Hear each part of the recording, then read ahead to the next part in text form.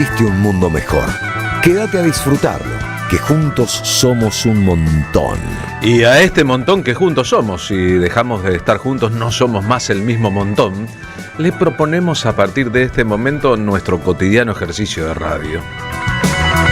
Saben ustedes que como si fuera un pacto de buena voluntad, creemos que es necesario adosarle a la escucha, a la radio, a la mirada de la radio, si estás participando del streaming de la M530, en YouTube, otro elemento, que es el uso de nuestras respectivas imaginaciones. Al fin y al cabo, allá por el Mayo francés había una idea en una juventud que consideraba que el futuro estaba cerca y se podía tomar el cielo por asalto. La imaginación al poder. Muchos años después, Eve Bonafini decía por la radio, bien pensado el asunto de la radio nos termina funcionando en los teatros de la mente. Así que esa es la conexión que buscamos. La conexión con los teatros de la mente o con los pasillos de la memoria. Cualquiera de las imágenes sirve para decir lo que quisiéramos proponerles. Que un programa de radio no sea solo un programa de radio, sino que se convierta en una experiencia. Y para eso hay que dejar a veces que la imaginación haga su propio trabajo. No es cuestión de decirle al cerebro imagina. No le decimos a los pulmones respiren, ni al corazón por favor latí. El cerebro hace una parte de la tarea, pero si nos predisponemos, si no creemos que este es un día más o un día menos y consideramos que este es el día, que hoy puede ser el día, la verdad es que quizás salgamos todos ganando.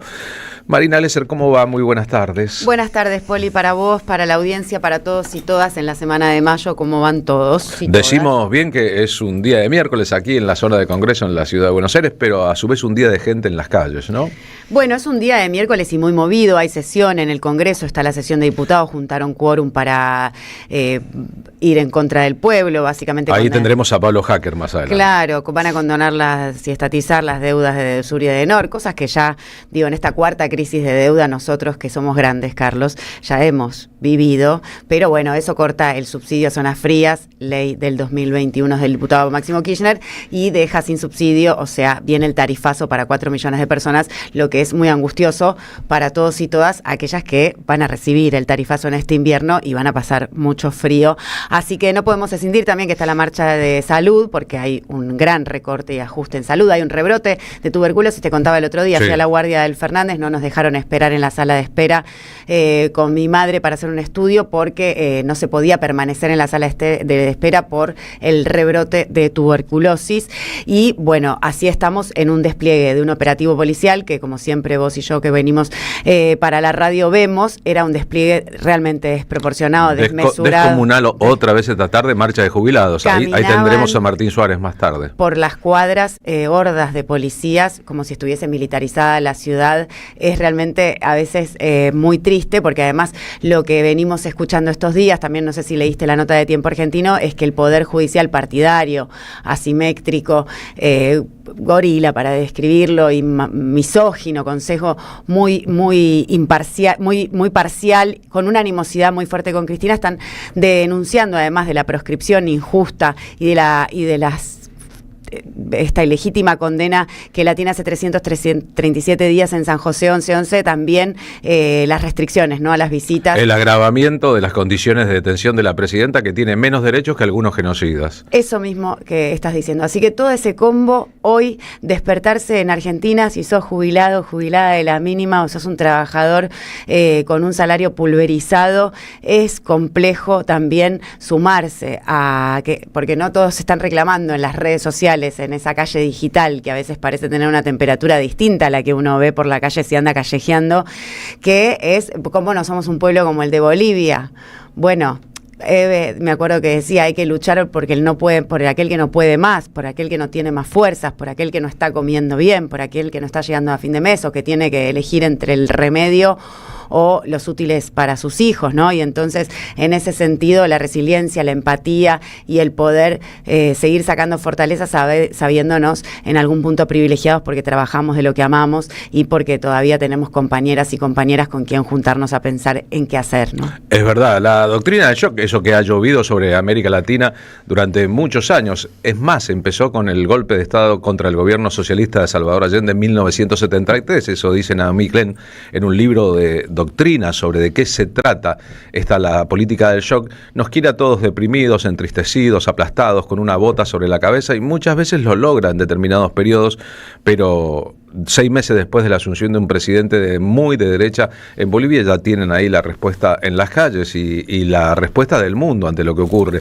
la de Estados Unidos y la de Israel, y también la de Brasil, Colombia y Venezuela. Hay un montón de asuntos ahí dando vueltas en nuestro imaginario.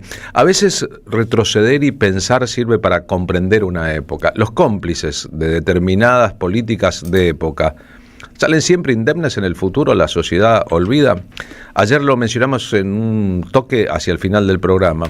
Hace 50 años, un día como hoy, los diarios reportaban un encuentro cumbre en la Casa Rosada. El presidente de facto, muy poquito después del golpe de Estado, está claro, el golpe de Estado 24 de marzo, entonces era mediados de mayo de 1976, había recibido a los 2 grandes escritores argentinos vivos, así lo proclamó la dictadura militar, en un almuerzo con otros 2 representantes del mundo de la cultura.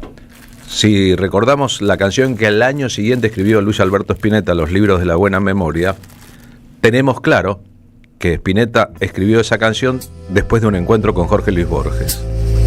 Jorge Luis Borges, Jorge Rafael Videla, el vocero de Videla, un militar, el presidente de la SADE y el padre Castellani habían sido invitados a la Casa Rosada en el marco de una reunión de las muchas que organizaba el aparato propagandístico de la dictadura, que buscaba mostrar a la sociedad argentina y al mundo que el gobierno era bueno, estaba preocupado por los grandes asuntos y lucía dispuesto a oír otras voces. Fue el momento en que muchos otros músicos, muchos otros artistas recibieron la invitación a concurrir a la Casa Rosada o contratos para trabajar en televisión o en cine, para que las políticas de entretenimiento acompañaran lo que la sociedad no estaba en condiciones de ver, y por ahí muchos de los protagonistas ignoraban: la masacre. Ahora, los que vivimos aquella dictadura, los que escuchamos las sirenas de noche, veíamos los procedimientos, entresacamos la verdad de lo que se publicaba oficialmente, ¿cómo pudieron ignorar tantas personas que había un plan sistemático de desaparición de personas y de apropiación de bebés? Sí, Rodolfo Walsh y la agencia clandestina de noticias estaban activas por entonces. ¿Cómo es que los medios de comunicación dirían en el futuro que no estaban al tanto de lo que estaba aconteciendo? Saben que hay solo 4 escritores argentinos que ganaron el premio Cervantes de Literatura que otorga en España el Instituto Cervantes. Son Borges, Sábato, Adolfo Bioy Casares y Juan Gelman. Es decir, que cuando la dictadura seleccionó entre todos los escritores aquellos a los que quería recibir para mostrar, pidiéndoles además que hablaran después ante los periodistas en la Casa Rosada, sabía perfectamente, estaba perfectamente asesorada sobre la repercusión mundial. Borges, que luego se supo no ganó el Premio Nobel de Literatura por estas actitudes en esa época, se había reunido antes con Pinochet en Chile. En la dinámica de ese proceso ocurriría también que aquel viejo famoso, ciego, extraordinario escritor, que no podía leer los diarios y que era antiperonista por esencia, fue visitado por las Madres de Plaza de Mayo en 1979 para pedirle que firmara una solicitada, la primera que se publicó, contra la dictadura. Borges no solo recibió a las Madres de Plaza de Mayo, sino que se asombró de los relatos, y a partir de ahí, estamos compartiendo en el streaming, la solicitada de aquel momento cambió piramidalmente su actitud. Sería luego cronista del juicio de la Junta, se escribiría durante la Guerra de Malvinas poemas muy jugados contra el gobierno militar y sus fracasos. Pero ¿cómo olvidar lo que antes aconteció? Vicente Cito Lema, un escritor y periodista, muy vinculado a la historia de los derechos humanos, que fue director de la Universidad de Madres de Plaza de Mayo, cuenta, entre otras cosas, su bronca. La tuvieron muchos otros. Osvaldo Sereno escribió muchas veces sobre este episodio respecto a cómo dos escritores habían acompañado a Videla en una reunión que no tenía nada que ver con los intereses de la sociedad, sino con una idea que campeaba en toda la dictadura: mostrarle al mundo que los argentinos éramos derechos y humanos. Estamos en la redacción de Crisis conversando con Galeano y el resto de los compañeros qué podíamos hacer, y en aquellos días se hace público de que el presidente va a recibir, el dictador de la época, Videla, va a recibir a un grupo de intelectuales importantes, Borges, Sábato y el padre Castellani. Y bueno, me ocupé personalmente de llamarlo a Borges. Empezó como, yo lo he contado, lo he escrito esto, empezó como groseramente a equivocarse con el nombre de Conti, Corti, Kirki, Corki, decía, y para terminar diciendo, ¿cómo quiere que pida por alguien que ni siquiera sé pronunciar bien su nombre? Después con Sábato fue también tristísimo. No quiso tomar el compromiso de hablar con Videla sobre la situación de Haroldo. También se negó.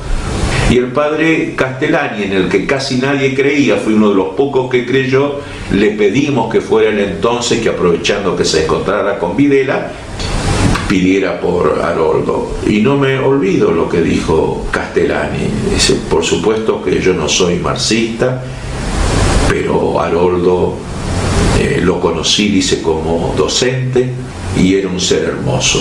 Quédense tranquilos que voy a hacer todo lo que pueda. Y no solo hizo formalmente, sino que realmente hizo una defensa de los presos políticos, de los desaparecidos y de Haroldo en particular, que ahí lo tenemos, al padre Castellani, de que algunos desconfiaban por ser cura, frente a un liberal como Ernesto Sábato y otro liberal como Borges, que realmente se lavaron las manos a lo Pilato y que, en mi criterio, vergonzosamente omitieron el deber de todo intelectual, que es comprometerse con la dignidad de la vida. Fue virtualmente un encuentro con el diablo. Muchos años después, cuando el grupo Cerú Girán pasara por la misma experiencia, ser citado durante la dictadura a la Casa Rosada y que un funcionario de alto vuelo les dijera a sus integrantes, ¿se creen que no nos damos cuenta de lo que están haciendo?, escribió el tema Encuentro con el Diablo. Nunca pensé encontrarme con el diablo. Por entonces, los involucrados, luego de elogiar a Videla en la charla que tuvieron luego con los periodistas presentes convocados por el equipo de prensa de la dictadura, se acogieron a los beneficios del silencio. Es muy llamativo que ayer el diario La Nación, cuya línea editorial en 1977 respaldaba claramente la dictadura militar y cuyo director tenía encuentros como otros responsables de medios con el presidente de la Nación y su séquito, el presidente de facto de la Nación y su séquito, haya publicado ayer una nota de Daniel Gijena con una postura muy crítica sobre lo que hicieron entonces los escritores.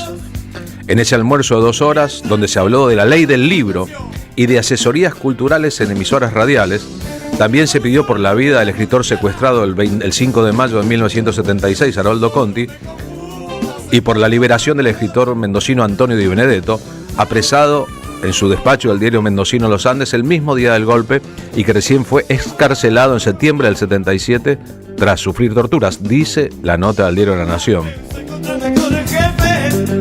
Según reveló en 2011 el periodista Héctor D'Amico en una nota publicada en La Nación, Sábato había dudado en aceptar la invitación. Una cosa era criticar, como había hecho, el desgobierno de Isabel Perón, hackeado por la violencia, el derrumbe de la economía y el caos social, y otra muy diferente era que le tomaran una foto junto a un dictador, escribió D'Amico. Era imposible salir indemne de ese encuentro. Borges lo supo en el momento en que le daba la mano a Pinochet. Según Sábato, Videla le preguntó a Borges por su gira de conferencias en Estados Unidos y por una operación del ojo. Es decir, lucía muy al tanto de todo.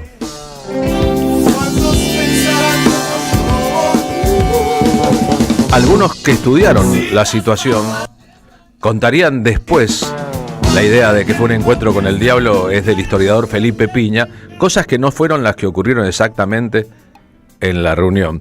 Castellani, el padre Castellani, dijo después: Sábato habló mucho en la reunión, o peroró, mejor dicho, sobre el nombramiento de un consejo de notables que supervisara los programas de televisión. Eso quería Sábato que se hiciera en la Argentina. Borges y Sábato, sigue Castellani, en un momento de la reunión dijeron que el país nunca había sido purificado por ninguna guerra internacional. Ellos más tarde lo negaron, así como aseguraron decir cosas que en realidad no dijeron. Años más tarde, fíjese la dimensión y la importancia de este momento, el Premio Nobel de Literatura Gabriel García Márquez reveló que el escritor católico, cuya profusa bibliografía sistematizó el academio Pedro Luis Barcia, es decir, Castellani, dijo que le había solicitado a Videla poder ver a Conti en su lugar de detención y que esa visita tuvo lugar más tarde, el 8 de junio de 1976. Sobre el Borges que revisó estos hechos y más adelante decía otras cosas sobre la dictadura militar, quizás arrepentido, quizás dándose cuenta de que había sido usado, vaya a saber por qué, decía estas cosas en una entrevista sobre la dictadura en la televisión española. Y luego, antes de la guerra hubo algo no menos terrible que la guerra, que fue lo que se llamó la represión, es decir, que hubo terrorismo, pero el gobierno no tenía por qué imitar a los terroristas. Ahora, según el general Camps, el número de desaparecidos, como se decía, era de 30.000, pero después parece que no, que eran menos, y que él dijo eso para ser terrorífico, que él exageró las cifras, lo cual es más terrible todavía, que una persona, quiera ser terrible. Pero parece que no hay tantos, pero no importa, con que hubiera uno solo sería de más. Y el procedimiento era horrible, los secuestraban de noche o en pleno día también, por la gente que se secuestraba por el gobierno. Y luego a muchos, antes de ejecutarlos, los torturaban, ya que el hombre, homo homini lupus, el hombre es fácilmente un lobo para el hombre. Y los diarios no decían nada, no podían decirlo tampoco. Pero sin embargo yo dije lo que pensaba de los gobiernos militares, de los que se llamaban con eufemismo desaparecidos. Yo escribí contra la guerra, pero no es que yo fuera especialmente valiente, yo no soy un hombre valiente, pero yo sé que yo gozaba de cierta impunidad de que no gozaban otros, ya que soy conocido fuera del país. Esto no me pasó nada. 14:26 ahora, estamos recordando con ira, con espanto, con reflexión aquel momento de la literatura mostrando a la sociedad y al público internacional el apoyo de Borges y Sábato. Borges era un antiperonista de manual, dice Alejandro Baccaro, uno de sus biógrafos, uno de los expertos. Todos sabemos que Borges era antiperonista y además aquel gobierno, por el gobierno anterior, el de Isabel Martínez de Penón, era un circo. Pero más allá de las preferencias de Borges, no hay duda de que en ese momento, y ahí la cuestión clave, la mayoría de la población argentina pedía a gritos que sacaran a ese gobierno. Pero nadie pedía lo que después vino. ¿Vieron cómo se parecen circunstancias a otras? Los cuatro comieron con Videla y con el secretario general de la presidencia, y después Borges hizo esa famosa declaración de que Videla era un caballero. Esas fueron las cosas que hicieron que Borges no ganara el premio Nobel. Estoy citando lo que Alejandro Baccaro le dice al Diario de la Nación, que publicó su nota ayer. Después Borges, con el correr de los años, fue tomando distancias. Respecto a Ernesto Sábato presidió después la Comisión Nacional de Desaparición de Personas por una decisión del gobierno radical de Raúl Alfonsín. Todos sabemos también que un ala que estaba a la izquierda del gobierno del propio Alfonsín, pero pertenecía al radicalismo, entre ellos el senador Hipólito Solari Irigoyen, habían hablado con Julio Cortázar para que, al recuperarse la democracia, volviera a la Argentina y recibiera de parte del propio Alfonsín el ofrecimiento de ser él el que presidiera la CONADEP. Todos sabemos también que asesores culturales de Alfonsín, entre ellos el actor Luis Brandoni, le explicaron que la postura de Cortázar era demasiado de izquierda y que iba a pedir más de lo que iba a pedir Sábato que hiciera el gobierno respecto al juicio de los comandantes que vendría. La teoría del alfonsinismo era juzgar a los máximos responsables, 9 en principio, fueron los condenados, y luego obediencia debida y punto final, es decir, parar la cadena de responsabilidades. Los organismos de derechos humanos, incluyendo, claro, las Madres de Plaza de Mayo, pedían que fueran juzgados todos los responsables del genocidio. Por la práctica política del alfonsinismo respecto a esto, que merece sacarse el sombrero por la decisión política de juzgar a los comandantes, por ejemplo, el asesino Astiz no fue juzgado inicialmente, debió pasar mucho tiempo para que pudieran juzgarlo, solo los máximos responsables, y después el criterio de que el resto obedecían, la obediencia debida, y que había que poner un punto final en aras de la paz social. Había habido muchos levantamientos militares a esta cuestión. Tiempo después, en una entrevista, es Ernesto Sábato el que en 1977, en el programa Fondo de la televisión española, cuenta que no le gustaron nunca los revolucionarios de salón. Nunca me gustaron los revolucionarios de salón. No creo en ellos. Yo puedo discrepar, y he discrepado con ideas de Guevara, pero ante un hombre como Guevara yo me pongo de pie. En cambio, de la misma manera, detesto las personas que hacen la revolución en América Latina desde París o Londres. Eso no me gusta nada, pero nada. Creo que el hombre, si tiene una idea, tiene que luchar por esas ideas a fondo, con toda entereza y con toda responsabilidad. Que cada uno pueda sacar al respecto sus propias conclusiones. La verdad que 50 años después, cuando recordamos aquello que aconteció, recordamos las cosas que pasaron en distintos gobiernos mucho más adelante, y cómo aquellos que son cómplices de momentos en que el poder construye un universo que ataca directamente las garantías de la democracia, tendrán que hacerse cargo para adelante en la historia de sus respectivos accionarios. Si las papas están calientes, porque tengo que ser yo el del primer mordisco.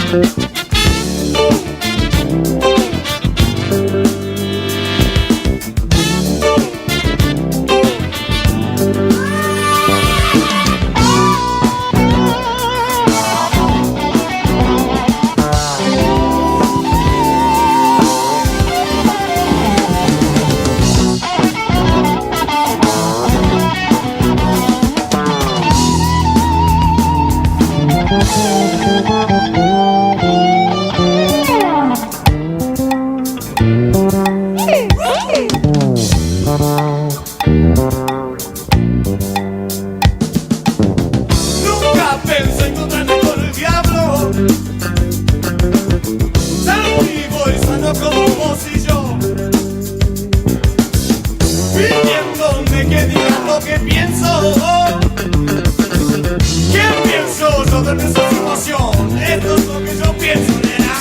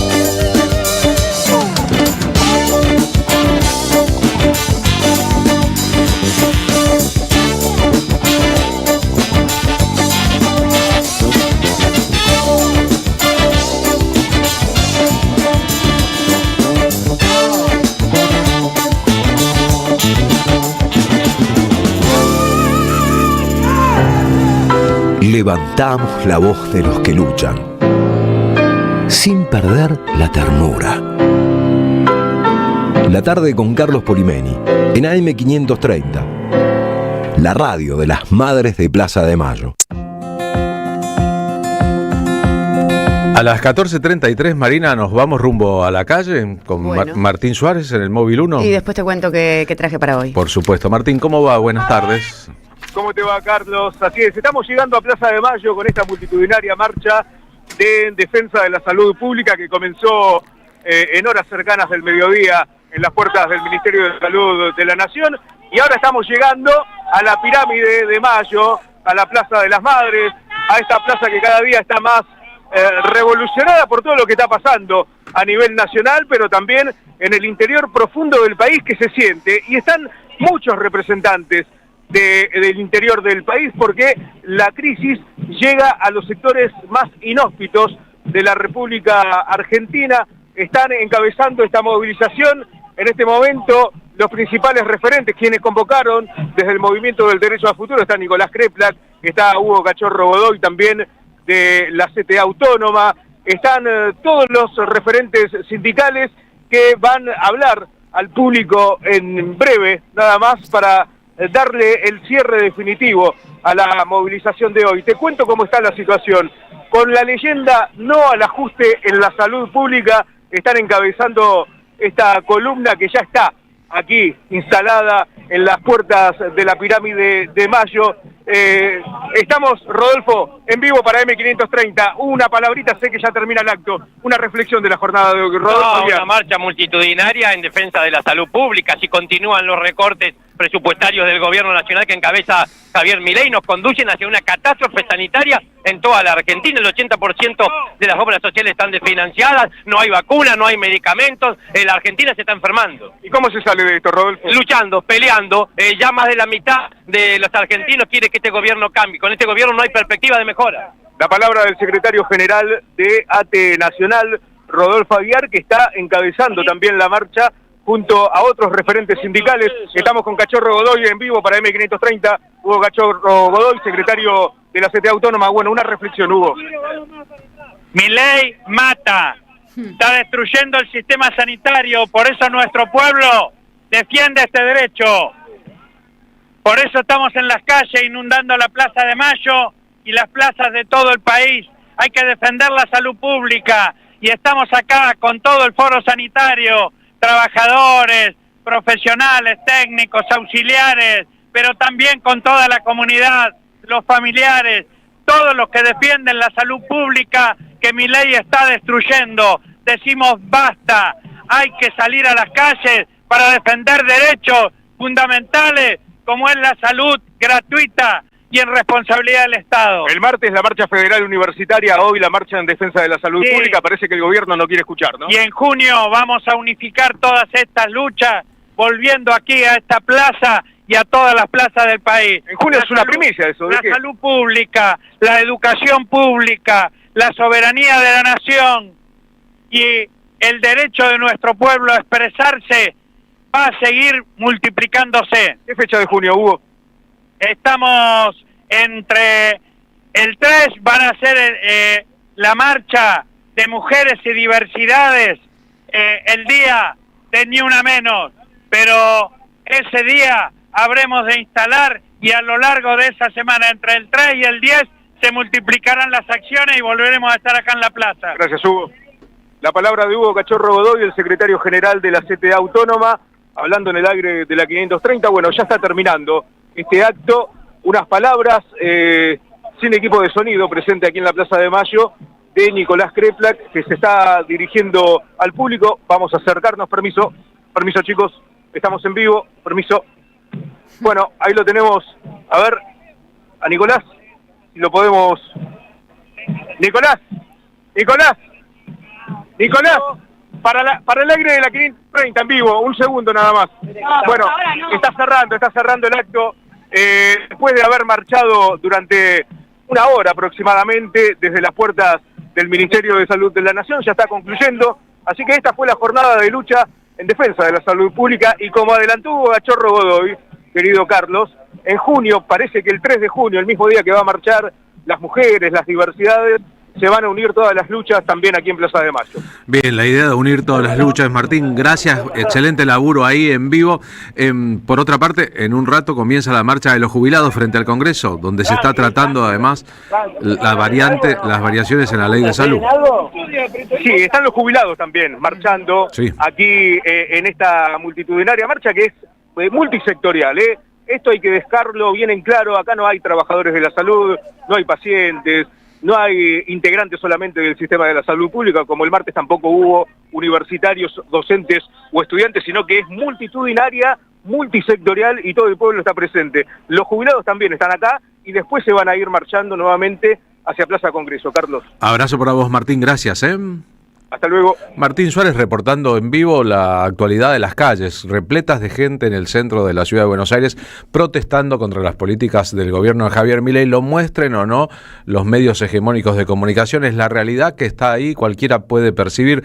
Más adelante en el programa, ¿qué tendremos, Marina? Vamos a conversar con Adriana Ferrer. Adriana Ferrer es actriz de Partido Sorpresa, que desde el viernes 1 de mayo a las 21 horas se presenta en Planta Inclán, que es en Inclán 2661 de la ciudad de Buenos Aires, y Partido Sorpresa habla de junio del 2010 en Reykjavik, que es la capital de Islandia. Las elecciones municipales llevan al comediante Jon Gnarr al mando de la ciudad después de una campaña electoral muy punk, iniciada en un principio como una broma, era joda y quedó, y para burlarse del lenguaje acartonado de los partidos políticos actuales, Gnarr creó el mejor partido, y se promete lo que sea, ya que ningún funcionario electo cumple sus promesas, y entonces vamos a conversar con Adriana Ferrer de Partido Sorpresa, porque en el elenco hay mucha más gente, ¿no? Es un elenco de varios actores y actrices, en las que están Fiamma Carranza Machi, y también Ana Schimmelman, que son las actrices y las directoras también de la obra de Partido Sorpresa. ¿Lo del PAN candidato a presidente de un país, en este caso de Islandia, es una historia real o la inventaron? Yo no sé si Jon Gnarr existió, pero lo que sí se está proliferando a través de Zelensky en Ucrania, de Milei en Argentina, y de estos outsiders, a veces panelistas de televisión, a veces productos y subproductos de capitales nacionales extranjeros en esos conglomerados corporativos, también asociados ilícitamente a los poderes del Estado ejecutivos o judiciales para poder operar y modificar la Constitución Nacional y distraer a la población para que no se enteren y inducirla a través de operaciones tecnológicas y conducirlas en su voto o modificar el sentido común o el termómetro de la opinión pública. Bueno, no es solo el experimento de Argentina, 8º país en extensión, 2ª reserva de shale gas y 4ª de gas común. Bueno, me parece que este Partido Sorpresa, que está en Planta Inclán los viernes a las 21 horas, describe clima de época como hace el teatro, pero también lo anticipa, ¿no? No solamente el arte dramático viene a proponer, interpelar, pensar, reír, llorar, divertirnos cuando nos sentamos sin celulares y dispositivos del que nos tienen bien agarraditos, todos y todas y a todas, no importa la edad que tengas, es también ponernos a pensar qué nos van a describir hacia lo que viene, ¿no? Y en ese sentido, por eso hay que pensarse un poquito más de la mirada corta o del proceso electoral, sino tener un poquito más de oriente, de una perspectiva un poco más alejada, para entender que uno está de paso en esta vida y que para trascender lo que mejor puede hacer uno es no ponerse por delante de la obra que quiere llevar adelante. Entonces, en este sentido, Partido Sorpresa debe estar muy buena, ya que Ana Schimmelman y Fiamma Carranza Machi vienen también de ganar el concurso de óperas primas con su primera obra, que fue Las Cuerdas. Bien, algo huele a podrido a Dinamarca. Así empieza la obra de William Shakespeare llamada Hamlet, pero no es para hablar de Dinamarca, aunque algo huele a podrido en Dinamarca, sino para hablar de esto que está aquí. Esto es un PNT. En la provincia de Buenos Aires, ahora la universidad está más cerca tuyo. Ya se inauguraron 50 nuevos centros universitarios para que estudies en tu municipio. Ingresá a puentes.gba.gov.ar y enterate de todas las carreras que hay. puentesgba.gov.ar, todas las carreras posibles en la provincia de Buenos Aires. Por otra parte, queremos invitarte, como hacemos prácticamente todos los días a que vayas a un lugar si tenés ganas. En este caso, ese lugar es el Teatro Picadero, que queda en el pasaje Enrique Santos Discépolo. Hermoso teatro. 1857. Hermoso y muy histórico teatro en la confluencia de dos avenidas, Callao y Corrientes. Si vas por la zona, mirá enfrente, en diagonal, el mural de homenaje a Charly García que acaba de inaugurarse. En esta obra, que se llama El Estado de la Unión, Eleonora Wexler y Gonzalo Heredia protagonizan a Matías y Ana Laura. Se citan en un bar antes de su sesión de terapia de pareja. Creen que es bueno salvar la relación, pero hay que repensar el pasado, las diferencias, las complicidades, con dirección de Andrea Garrote. Nosotros estamos sorteando entradas para el domingo 24 de mayo a las 20, Teatro Picadero, domingo 24 a las 20. Así que whatsappeando con nosotros al 11 32 000 530. Si tenés ganas de ir al teatro, por ahí tenés suerte y te ganás estas 2 entradas. En ese caso, las entradas quedan en una lista en la puerta del teatro. Ayer tuvimos el honor de recibir aquí en el piso a Bruno Arias, que está con Mota Luna, con Pegue Canto Patagón, el grupo de hijos de Rubén Patagonia, y el Hambre del Pez, convocando para mañana jueves 21 de mayo a un concierto en el Torcuato Tazo, Defensa 1575, a partir de las 20. Yo no puedo ir porque estoy comprometido para ir a la presentación del disco de Teresa Parodi en la trastienda. Para la trastienda de Teresa Parodi se agotaron hace 2 días todas las entradas en venta. Nos sentimos parte de eso, así que qué bueno que ocurrió. Aún sigo aquí y espero por tu regreso. Independientemente de la campaña de promoción de Teresa Parodi, independientemente de su pasado y de su obra, eso también significa mucho para un artista de estas características, Yo sé muy bien con su firme amarre en la política, su pasado personal y colectivo. cuando me dabas un beso. Lo mismo pasa con Bruno Arias, quiero decir, un artista coherente, comprometido y siempre en el lugar en que se lo supone debería estar. Bueno, vamos a sortear para el concierto de mañana Bruno Arias, Pegue Canto Patagón, El Hambre del Pez y Mota Luna, 2 pares de entradas, 4 en total. Escribinos al 11 32 00 530, es gentileza del grupo Bruno Arias ofrecernos las entradas, y nosotros, antes de que concluya el programa, decimos quiénes ganaron. Ya hay un montón de oyentes participando. Donde giraba la vida, hay tempestad que en mi sol hoy palpita. Ay, ¿qué será del amor de mi vida? Auspician La Tarde con Carlos Polimeni. El destino de tus vacaciones está en Turismo Cabal. Viví los momentos que querés, con viajes armados a tu medida, con las mejores ofertas y los paquetes que buscas, con más de 35 años de experiencia. Entra en www.turismocabal.com.ar y encontrá las vacaciones que necesitas. Turismo Cabal, seguridad en viajes. Destinada a la cartera de consumo. Más información en www.turismocabal.tour.ar. ¿Qué tienen en común ella que vive en Carlos Tejedor y él que vive en Tapalqué? Que hoy pueden estudiar una carrera universitaria sin irse de su ciudad. Con Puentes, la universidad llega donde estás. Más de 50 centros universitarios en 80 municipios, junto a 25 universidades públicas. Distintas carreras, miles de estudiantes y algo en común: estar cerca de casa. Con Puentes, la universidad más cerca. Gobierno de la Provincia de Buenos Aires. La Municipalidad de Pehuajó sigue inaugurando obras. Cierre del primer basural a cielo abierto de la provincia de Buenos Aires. Nuevo complejo ambiental. Jardín 919. Centro de Atención Temprana Dr. Ferreira. Complejo cultural. Nueva guardia del hospital. Más de nuevas 200 viviendas. Pehuajó. Gestión Pablo Javier Zurro. AM530 Somos Radio. Ahí, cuando te subís al auto, mientras remodelas tu casa o cuando abrís tu negocio todos los días, te acompañamos en cada momento de tu vida para que puedas desarrollar tus proyectos con la tranquilidad y el respaldo de siempre. Llama al 0810-222-2444. Consulta con tu productora o productor asesor de seguros. Ingresá en provinciaseguros.com.ar o seguinos en nuestras redes sociales. Provincia Seguros, una empresa del Grupo Provincia. Número de inscripción 499, Superintendencia de Seguros de la Nación, 0800 666 8400. 1111, el periodismo con opinión que faltaba en la televisión. De lunes a viernes, 21 a 30, 1111, por AR12, periodismo con opinión. La tarde con Carlos Polimeni. AM530. Somos Radio.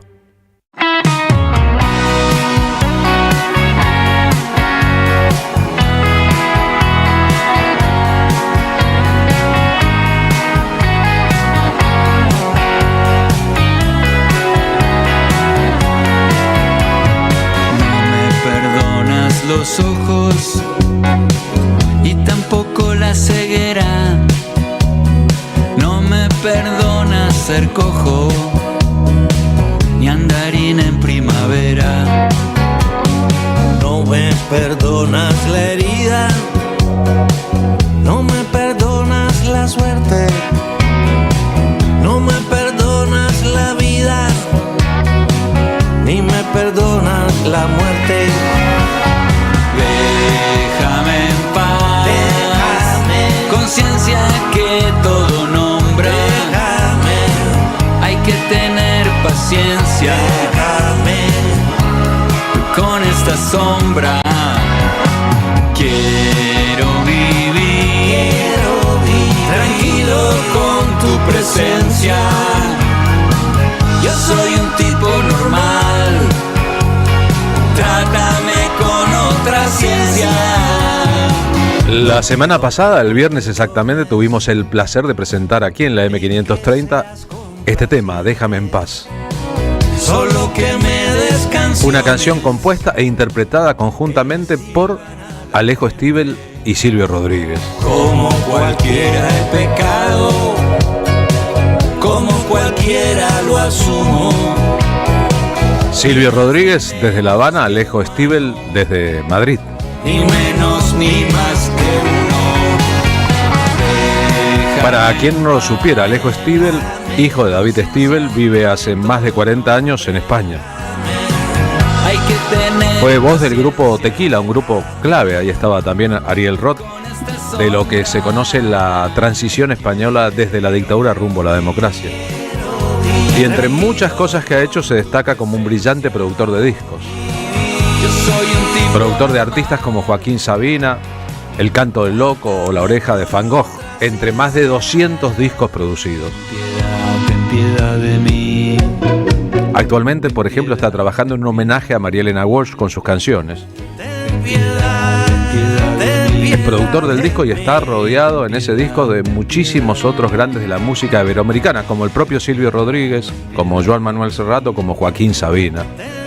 Esto, para quien no lo conociera, para darse una idea del nivel en que trabaja en España el artista que vamos a entrevistar a continuación. Alejo, Carlos Polimeni, ¿cómo va? Buenas tardes. ¿Qué tal, Carlos? ¿Cómo estás? Bien, un placer recibirte aquí en la M530, la radio de Madres de Plaza de Mayo. Igualmente, igualmente. ¿Vos cómo estás? Yo estoy muy bien, la verdad, muy contento con esta canción nueva que acabo de sacar. Que bueno, ¿quién me iba a decir a mí que después de tantos años de amistad y de relación bastante familiar, podemos decir casi de alguna manera, con Silvio, íbamos a hacer una canción, a componer y cantar una canción juntos? Era algo que no entraba en mis planes. Me imagino. Silvio está haciendo varias colaboraciones, pero que haya compuesto con vos la canción, además de poner su voz y de rockear un poco, es una novedad, si se quiere, importante, ¿no?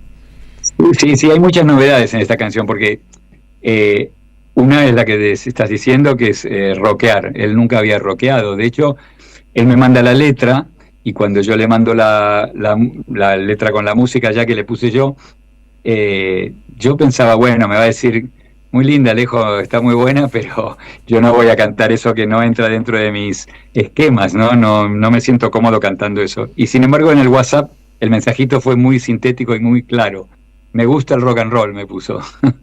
Al después, principio otra- de todo, ¿no? Antes de que él empezara a descollar como músico, cuando en La Habana había una discusión política sobre el rock y los Rolling Stones y los Beatles y Bob Dylan eran desaconsejados, Silvio me contó una vez, él escuchaba, consumía y discutía muchísimo con lo que llamaba la gerontocracia sobre que el rock era todo en conjunto un producto maligno del imperio.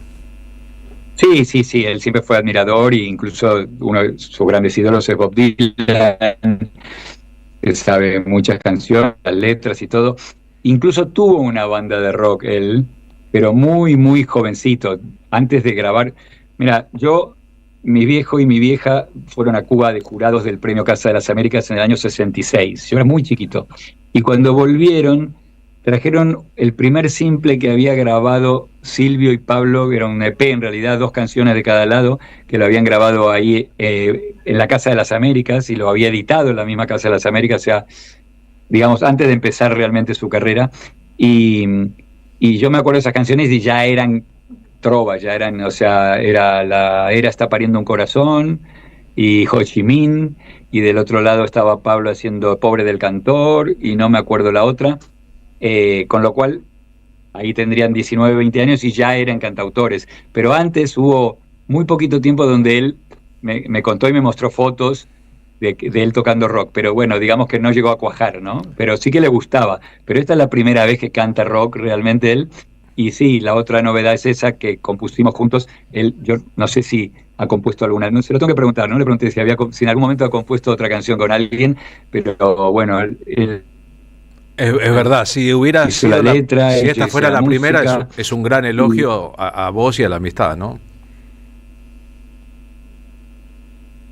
Sí, bueno, ya cantarla juntos para mí ya es aunque hubiese sido una canción totalmente mía o totalmente suya. Yo hice una versión de Ojalá hace años, pero tampoco se me ocurrió pedirle, porque, no sé, yo a pesar de la gran amistad que me une hace décadas, nunca perdí la perspectiva de quién es este muchacho, ¿no? Entonces, como amigo, soy muy amigo y tenemos mucha confianza, pero como artista yo sé quién es él. Y nunca se me ocurrió decirle, cantemos juntos, compongamos juntos. Y el año pasado aquí comiendo en Madrid fue él el que me propuso a mí, ¿por qué no hacemos una canción juntos? Y a mí me sorprendió mucho, le pedí que me repitiera la frase, porque dije, creo que no oí bien lo que acabas de decir. Pero bueno, y otra cosa también novedosa, que es la primera vez que él incurre, o sea que lo de la primera vez se multiplica, es que cuando yo le dije tenemos que hacer un soporte audiovisual para dar a conocer esta canción, ¿no? Un videoclip o algo, me dijo, no, yo no hago videoclips. Y entonces le dije, pero ¿y qué hago? Porque es que la canción se va a quedar un poco o algo con IA, ¿te importaría? Y me dijo, no, en principio no, pero bueno, mostrámelo para ver qué hiciste, porque puedes hacer cualquier cosa con IA. Estamos compartiendo el video hecho con inteligencia artificial ahora mientras hablamos con vos en la transmisión por streaming. Buenísimo. Entonces, claro, me dijo, yo podía hacer cualquier cosa, ¿no? Ponerlo bailando con una hawaiana, no sé. Pero le dije, no, bueno, yo te lo muestro, claro. Entonces hicimos este video que el director fue Leandro Raposo, que es un amigo mío, que es un genio. Ahí se juntaron 2 grandes genios, Silvio y Leandro Raposo, haciendo este video que realmente creo que es deslumbrante. A mí me parece fabuloso y se lo mostré a Silvio para que me lo apruebe después de 2 meses de trabajar todos los días, 8 horas diarias, porque que sea hecho con IA no quiere decir que se lo pedís a la IA y te lo da automáticamente, ¿no? Hay que darle y darle y darle. Pero claro, este video si lo hubiésemos rodado en cine, sería una película de Spielberg y hubiese costado $1 millón, ¿no? Seguramente, ¿no? Con el unicornio ahí como animal emblemático apareciendo. Al final le estamos hablando con Alejo Stivel a distancia. Y te quería preguntar, o más bien que recordaras, ¿es verdad que vos de chiquito eras amigo de Julio Cortázar? Sí, es verdad. Él venía mucho a mi casa. ¿Cuántos Cuando años venía a tenías? Buenos Aires. ¿Cuántos años tenías cuando eras amigo de Cortázar? Y la primera vez que lo vi tendría 8, 9, pero después lo vi muchísimas veces más. Cada vez que iba a Buenos Aires venía a casa a cenar, y entonces la primera vez, pues él era un tipo muy curioso, extremadamente curioso. Y entonces se ve que le provocaba yo curiosidad, y entonces él me interrogaba, me hacía como entrevista, y con una actitud casi hasta física, de incorporada hacia mí como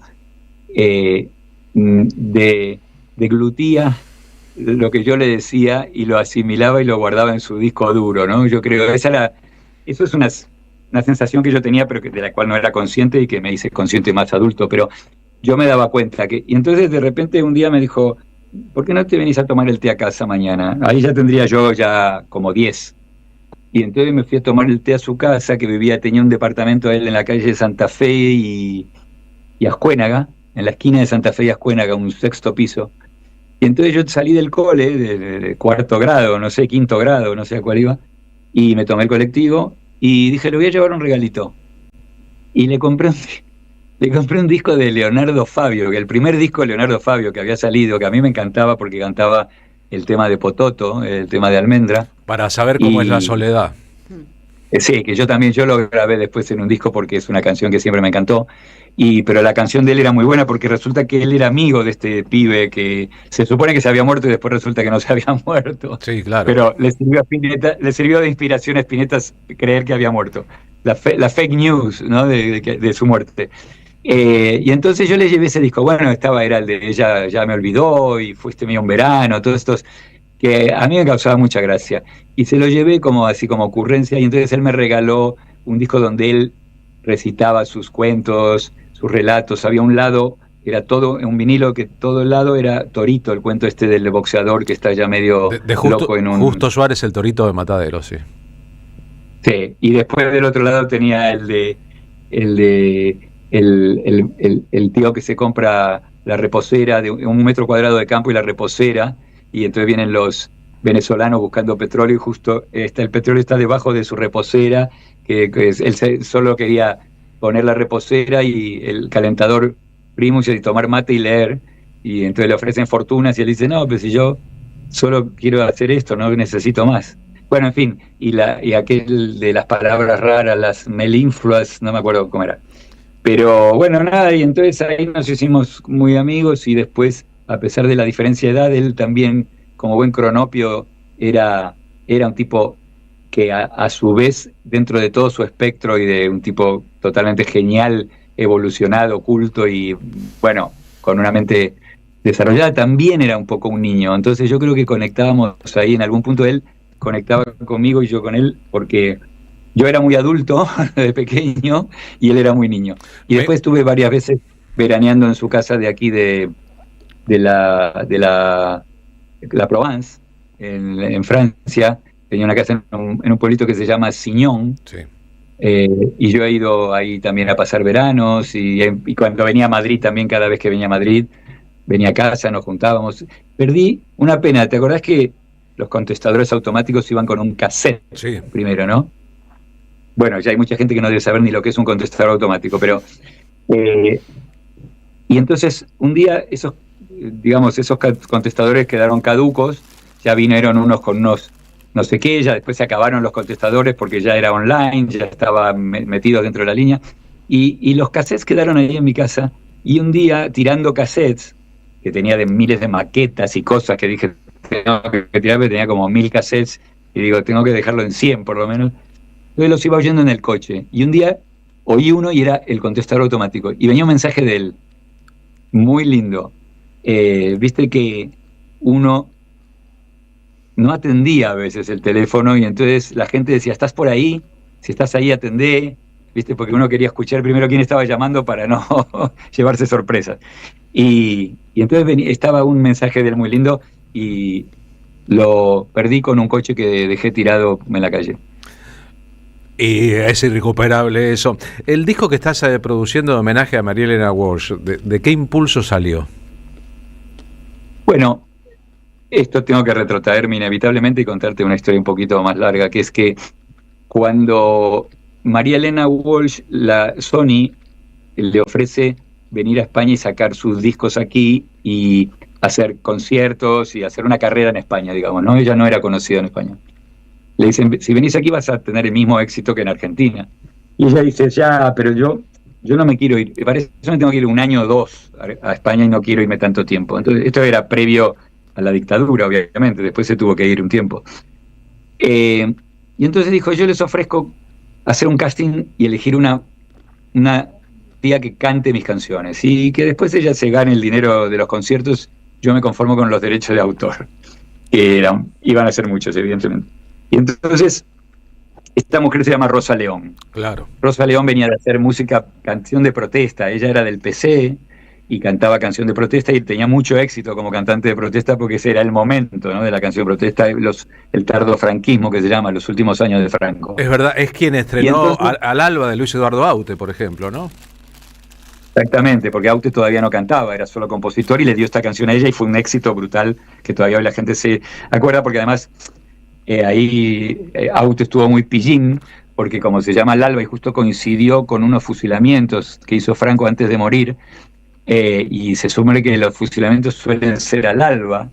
La gente creía que había hecho esa canción por los fusilamientos, se convirtió en una especie de himno antidictadura y él se la había escrito a una piba. Y ruego que no me abandones, amor mío, al alba. Entonces, sí. Pero bueno, de cuando empezó eso él se cayó y no dijo, omitió ese detalle. Pero bueno, finalmente yo vengo con mi mamá a España, venimos exiliados y entonces María Elena. Tu mamá es Zulema Katz, no la hemos mencionado, sí, pero vale la pena mencionarlo. Ah, pensé que sí, Zulema Katz.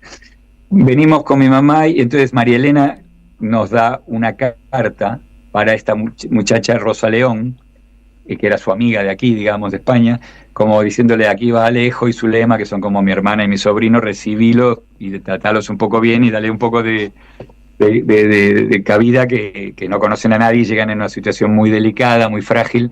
Y entonces, a los 2 días de llegar, mi mamá la llamó, le dijo, tengo una carta de María Elena. Viste, en esa época las comunicaciones no eran como ahora. Entonces, en fin, ella vino a mi casa y le dio la carta, que era una excusa para que se conozcan, ¿no? Y entonces ella me dijo, ¿qué haces? Y yo le digo, bueno, voy al cole porque estoy en la secundaria, pero yo en realidad lo que quiero, no me gusta el cole. Le dije, yo lo que quiero hacer es rockstar. Y entonces ella se rió y me dijo, ¿y alguna vez fuiste a un estudio de grabación? Y le digo, no, nunca pisé un estudio. Me dijo, mira, yo estoy grabando un disco, si querés mañana, me apuntó la dirección, venite, así ves cómo se graba un disco y estás en un estudio. Al día siguiente fui y aluciné, me pareció que estaba en la NASA, viste, todos las mesas y los equipos, y era un estudio a la antigua usanza, tipo Abbey Road, viste, con una sala gigante para orquesta, y el control arriba, con la cristalera que se veía desde arriba. Bueno, y yo soñando ahí diciendo, wow, cómo me gustaría un día venir a grabar mis canciones aquí, a este estudio, sería increíble. Te hago la elipsis, y un año y poco después, firmo contrato con la compañía discográfica y me dicen, bueno, el lunes empezás a grabar el disco, aquí está la dirección. Y fui y era ese mismo estudio. ¿Era el primer disco de Tequila? Bueno, ¿era el primer disco de Tequila? Exactamente, sí. Con Ariel Roth, el compañero de aventuras. Y Julián Infante, y Manolo Iglesias y Felipe, sí. El grupo que de alguna manera fue, para quien no recordara la época, clave en la difusión de la música de rock en castellano en España, en la transición desde la muerte del franquismo al retorno de la democracia, ¿no? Así es, tú lo has dicho. Bueno, la cuestión es que ella se retiró de la música después, se dedicó a la política cultural, fue concejala de Cultura del Ayuntamiento de Madrid, bueno, pasó por diferentes, era militante de partido y después terminó en el Instituto Cervantes, que es un instituto oficial español, sí, claro, que se ocupa de desarrollar el idioma español por todo el mundo, y ella fue a varios países y cada vez que venía a Madrid yo la veía, porque estuvo 3 años aquí, 3 años allí, en huecos venía a Madrid. Yo le decía, Rosa, tienes que grabar un disco y yo te quiero producir un disco porque no puede ser. Me dijo, no, yo ya...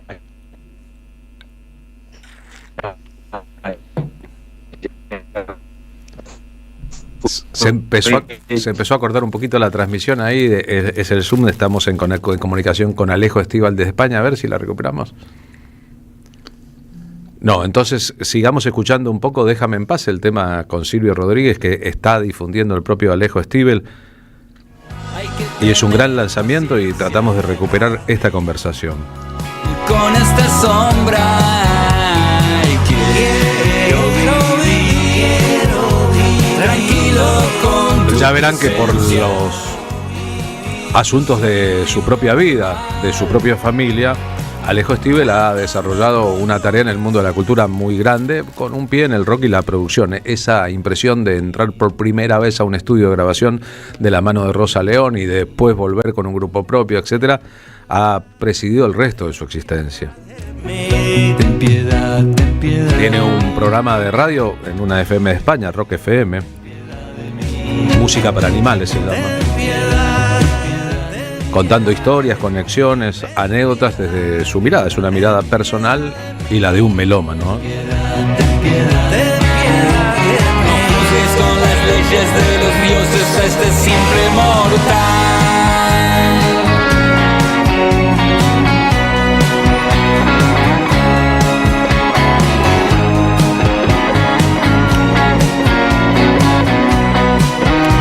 Estoy recordando que al principio de su carrera, cuando salió el primer disco que incluía una canción suya, se llamaba Cuba va con ritmo combatiente, Silvio Rodríguez era el protagonista de una canción destinada a la discusión política con aquellos que le imputaban ser demasiado rockero extranjerizante, que se llama Hay un grupo que dice. Hay un grupo que dice que una canción no debe ser así, alegre y juvenil, etcétera, etcétera, etcétera, grabó por entonces. Si no, podemos recuperar la comunicación con Alejo Stivel. Estábamos en Zoom charlando con él desde Madrid a Buenos Aires. Ponemos punto final a la nota aquí y basta para que ustedes tengan claro que el video de Déjame en paz, así como la versión del tema de Silvio y Alejo, está disponible en todas las plataformas, incluyendo allí YouTube, donde se ve el video hecho con inteligencia artificial. Tranquilo con tu presencia, yo soy un tipo normal, trátame con otra ciencia.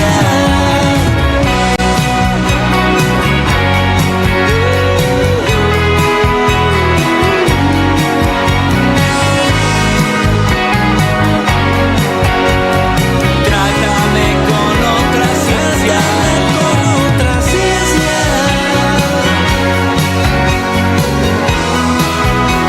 En AM530 pasan muchas cosas. Y todo lo que pasa está en la red.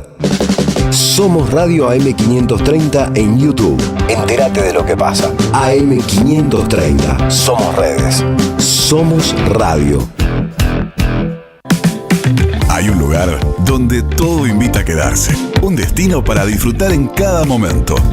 Aventura, deporte y relax. Esta temporada, Santiago del Estero te espera. Gobierno de la provincia de Santiago del Estero.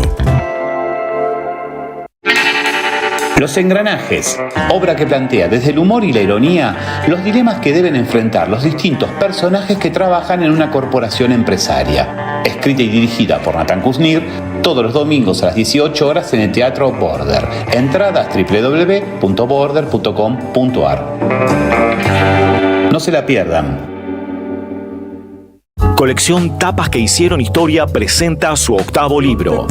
La era presidencial de Mauricio Macri contada en las mejores tapas de Página 12. La vuelta al poder de la pata civil de la dictadura. FMI, ajuste, represión y mucho más. Pasaron cosas. Disponible en la librería de Caras y Caretas, Junín 365. Este programa lo auspicia Huawei, desde hace más de 20 años impulsando el desarrollo de las telecomunicaciones en Argentina. Cámara de Diputados de la Provincia de Buenos Aires. Seguinos en nuestras redes sociales y entérate de nuestras actividades. Encontranos en X como @HCDiputados, en Instagram, Facebook, YouTube y TikTok como Diputados BA. También podés visitar nuestra página web y suscribirte a nuestros canales de difusión en WhatsApp y Telegram. El sabor que te acompaña es Café Bantú. El aroma en la mañana de Café Bantú. Bantú. Tronador. Agua mineral, botellones y dispensers para el hogar y la oficina. Hacé tu pedido al 4201-2627 o mandanos un mail a info@aguatronador.com.ar. Tronador, agua de mesa envasada. 12 de octubre 632 en Avellaneda. ¿Qué tienen en común ella que vive en Carlos Tejedor y él que vive en Tapalqué? Que hoy pueden estudiar una carrera universitaria sin irse de su ciudad. Con Puentes, la universidad llega donde estás. Más de 50 centros universitarios en 80 municipios, junto a 25 universidades públicas. Distintas carreras, miles de estudiantes y algo en común: estar cerca de casa. Con Puentes, la universidad más cerca. Gobierno de la Provincia de Buenos Aires. Te esperamos en el Centro Cultural de la Cooperación Floreal Gorini para disfrutar de teatro, danza, música, espectáculos para las infancias, conferencias y presentaciones. Podés compartir un rico café o leer un buen libro en la calidez de nuestra planta baja. Recorre nuestra agenda en www.centrocultural.coop y seguinos en las redes sociales. Comprando las entradas con tarjeta Cabal Crédito o Débito accedes a un 50% de descuento. Centro Cultural de la Cooperación Floreal Gorini, Avenida Corrientes 1543, Ciudad de Buenos Aires. Una experiencia cultural y cooperativa. Carlos Polimeni, en la tarde de la 530.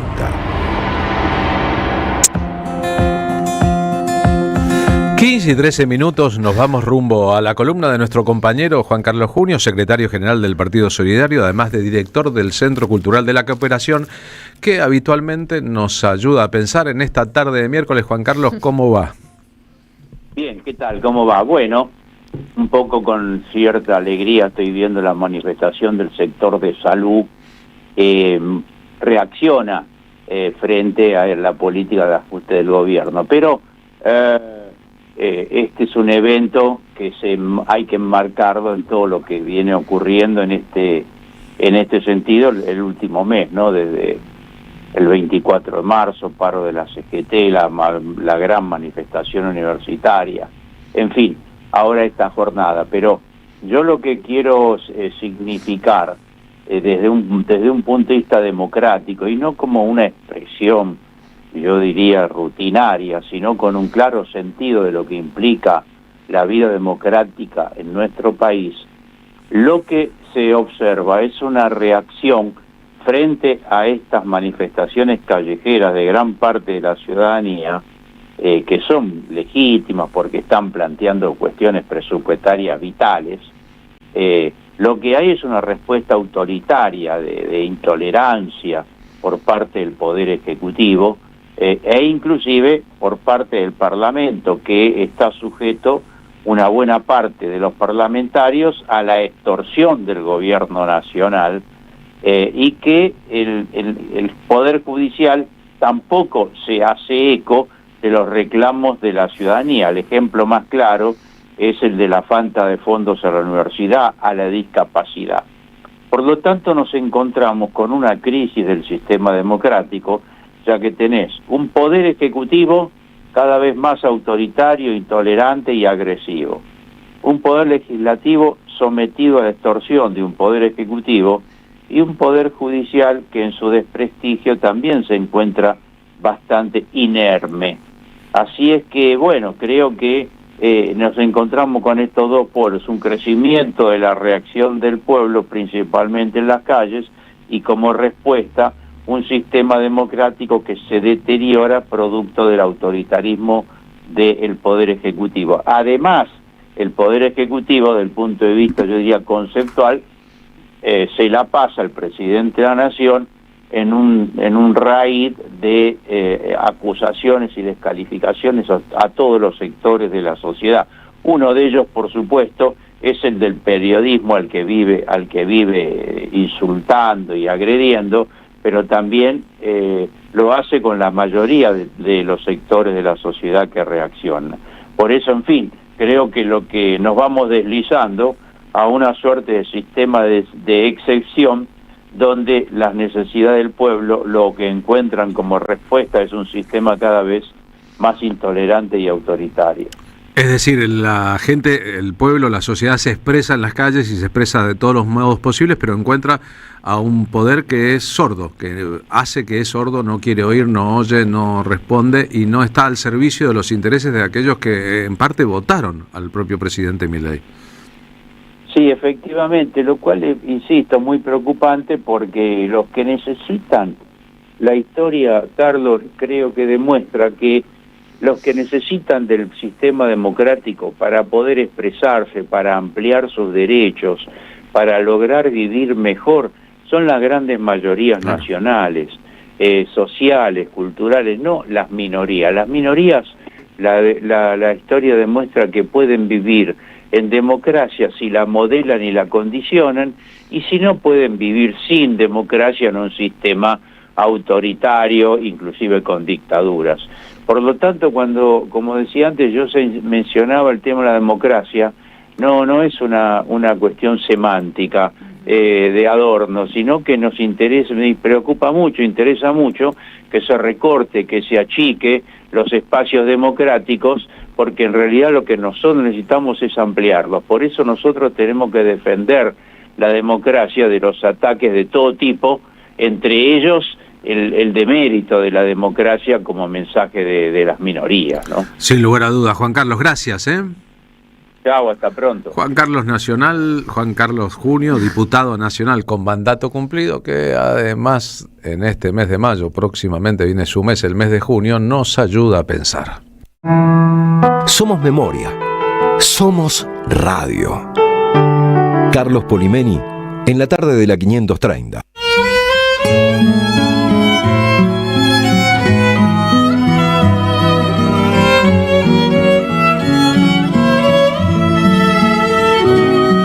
Perdida en las estrellas de otro cielo. Nuestra amiga Karina Biorlegui se va a presentar el domingo 24 de mayo a las 20 en Pista Urbana con un espectáculo de tango, fado, copla andaluza y sevillana. Son Biorlegui, Mizrahi, Kesselman. Buenísimo trío. Karina Biorlegui, Federico Mizrahi y Mariana Kesselman. ¿Quién cumple años hoy que usted me haya recordado? Hoy cumple 82 años Alejandro Dolina, el maestro. Recién citaba a Junio prácticamente a Jaureche, ¿no? Las minorías las mayorías no odian las minorías porque perder privilegios produce rencor, ¿no? Mientras que adquirir derechos produce alegría. Es verdad. Entonces nosotros vamos a defender nuestros derechos con alegría, que Alejandro Dolina es un derecho nacional y popular. Es verdad. Feliz cumpleaños, negro. Hablando de Alejandro Dolina. Tu voz en la mañana fría del adiós. No llores mi partida, quizá en otra vida te vuelva a querer. Yo sé que hay una trampa. Alejandro Dolina cantando su tema Distancia junto a Karina Biorlegui.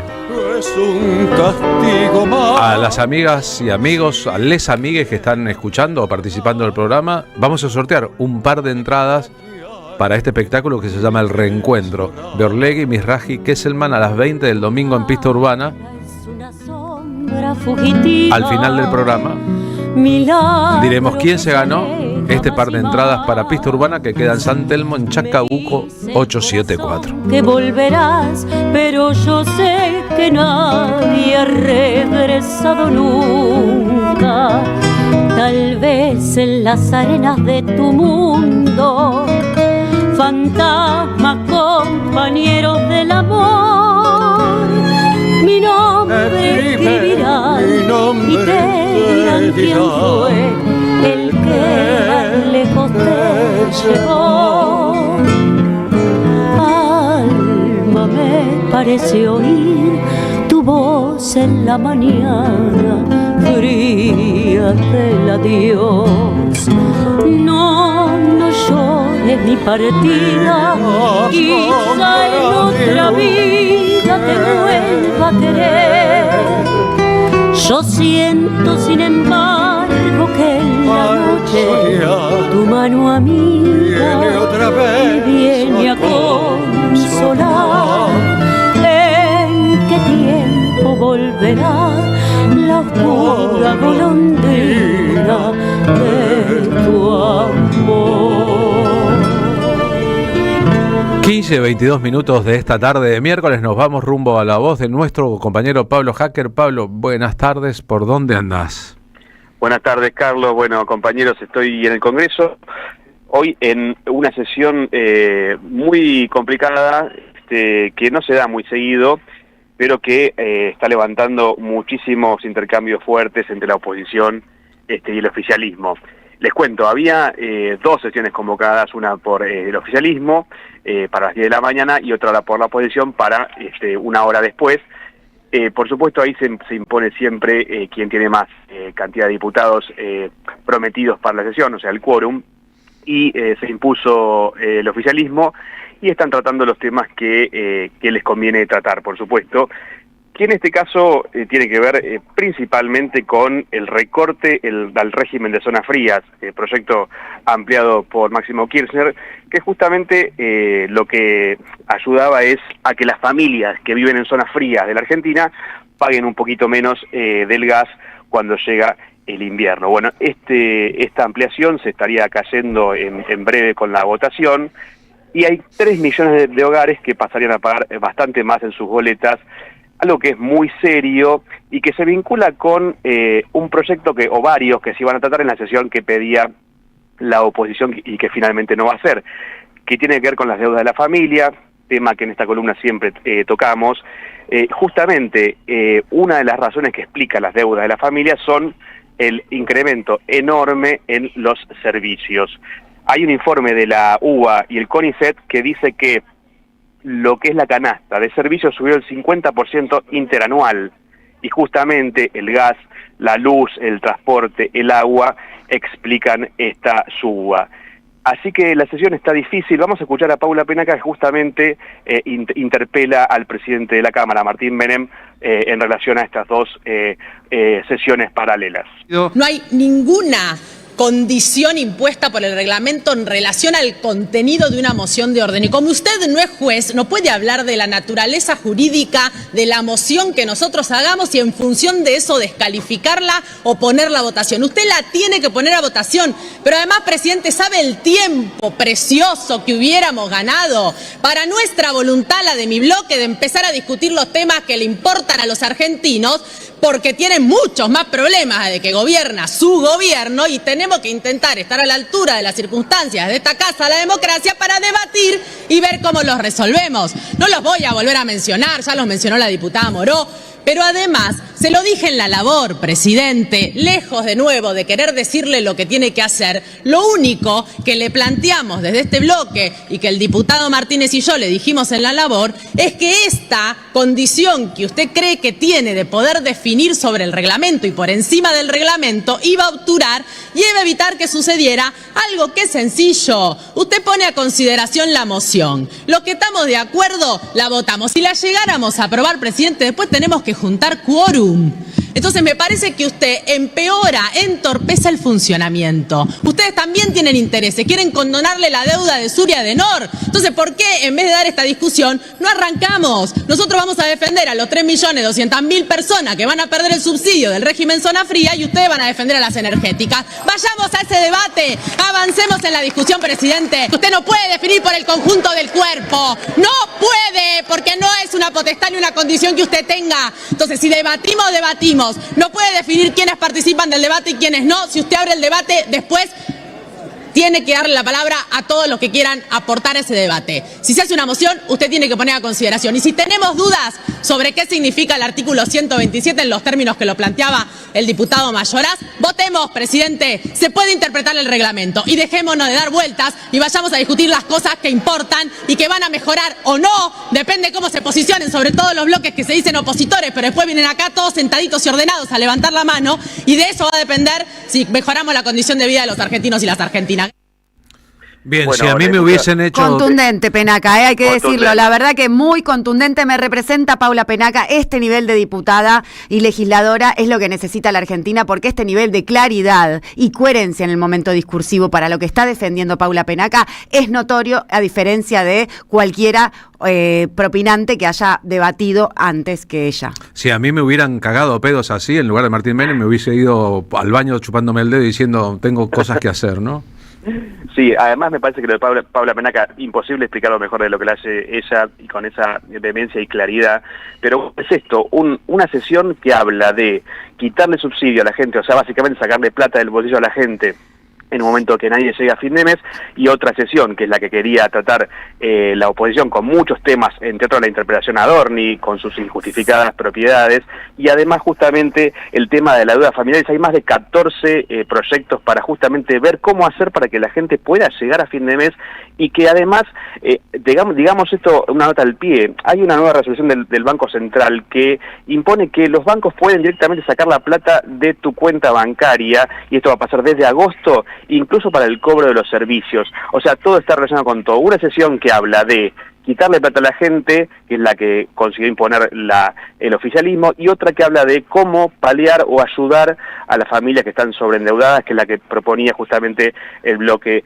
del peronismo, y Paula Penaca clarísimamente lo expresa. Esos son los dos modelos de país expresados hoy en el ámbito del Congreso. Pablo, ya tiene media sanción esta derogación, digamos, de zona fría, o sea que ya hay un tarifazo en puerta para estos 2.300.000, porque ya se votó, o sea, ya se derogó la zona fría, o sea que se quitó el subsidio, ya hay tarifazo en puerta para esas 2 millones de personas. Vale la pena subrayar que mientras hacen eso, el gobierno estudia la condonación de la deuda de Edesur y Edenor, las empresas de producción energética en la capital federal, para que quede claro el modelo.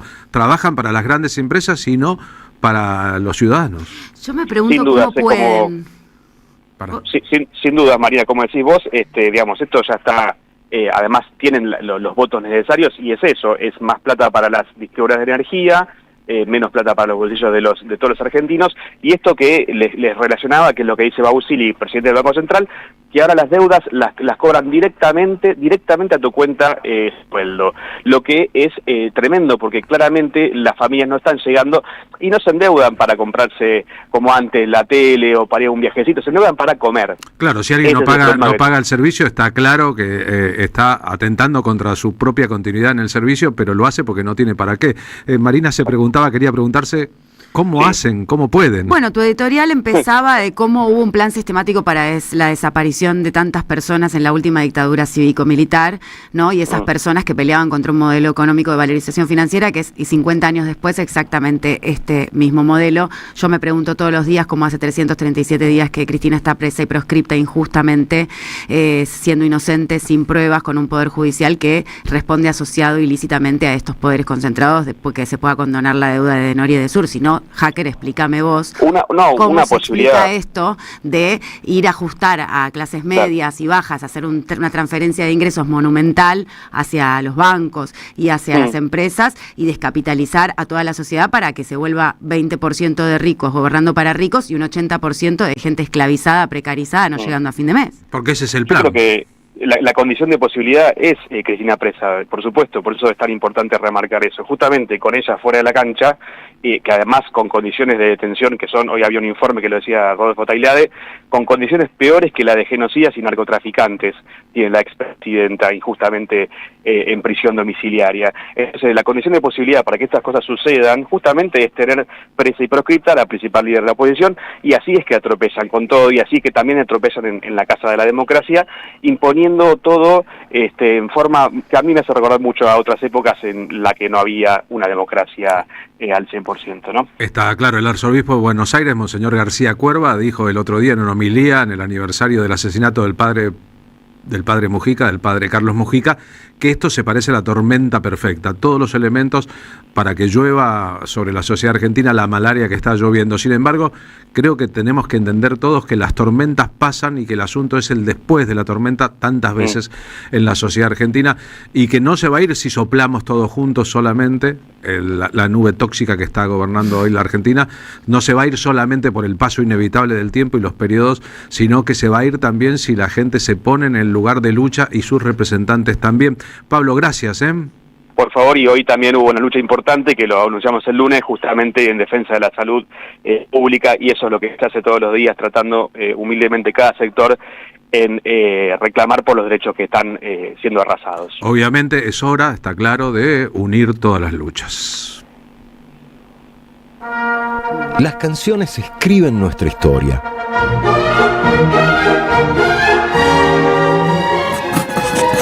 Madre eterna del pueblo, no te olvido, te abrazo, no te pierdo, te encuentro, no te lloro, te canto. Siempre viva, Teresa Parodi. La tarde con Carlos Polimeni, AM 530, Somos Radio.